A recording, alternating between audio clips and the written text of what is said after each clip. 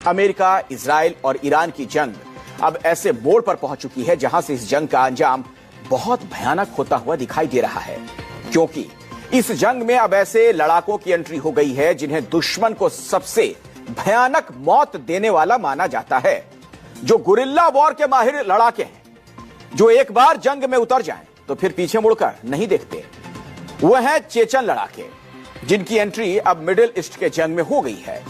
यानी America Israel के हमलों से जूझ रहे ईरान को अब रूस के चेचन स्पेशल फोर्सेस का साथ मिलने वाला है।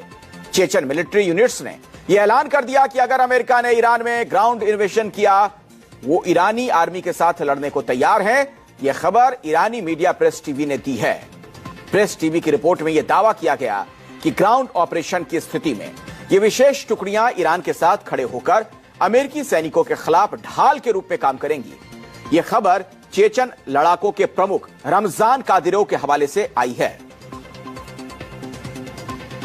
अगर अमेरिका ईरान के खिलाफ जमीनी हमला करता है तो हम ईरान की मदद के लिए तैयार हैं। अमेरिका और उसके सहयोगियों के खिलाफ यह संघर्ष सिर्फ राजनीतिक नहीं बल्कि वैचारिक और धार्मिक भी है। यह जिहाद यानी अच्छाई और बुराई के बीच लड़ाई है।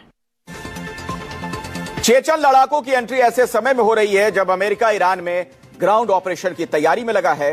अमेरिकी सैनिकों की एक टुकड़ी ईरान के आसपास तैनात कर दी गई है। माना यह जा रहा है कि किसी भी समय अमेरिका जमीनी जंग का आगाज कर सकता है, और ऐसे समय में रूस के चेचन गणराज्य से जुड़ी चेचन आर्मी ने यह बड़ा ऐलान कर अंतर्राष्ट्रीय सुरक्षा को लेकर चिंता बढ़ा दी है।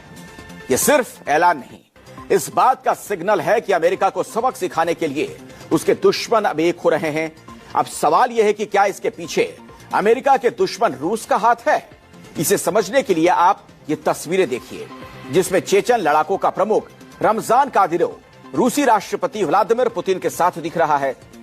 रूसी राष्ट्रपति पुतिन ने अगस्त 2024 में भी चेचन नेता रमजान कादिरोव से चेचन्या जाकर मुलाकात की थी। जानकारों का मानना यह है कि अगर चेचन फोर्स वास्तव में ईरान के समर्थन में सक्रिय होती है तो इससे मध्य पूर्व का संघर्ष और खतरनाक हो सकता है। यह अमेरिका और उसके सहयोगियों के लिए नई चुनौती पैदा कर सकता है। युद्ध में रूस की अप्रत्यक्ष भूमिका को लेकर सवाल उठ सकते हैं। क्षेत्रीय तनाव और वैश्विक शक्तियों के बीच टकराव बढ़ सकता है, यह भी बात कही जा रही है। यदि चेचन फाइटर्स वो जुड़ गए, ये कॉन्फ्लिक्ट है एक और एंगल खुल जाएगा, क्योंकि कुछ दिन पहले ही हुती रिबल्स जो यमन में हैं, जो रेड सी पे पिछले साल हमला कर रहे थे, वो भी इजराइल के वेजल्स पे,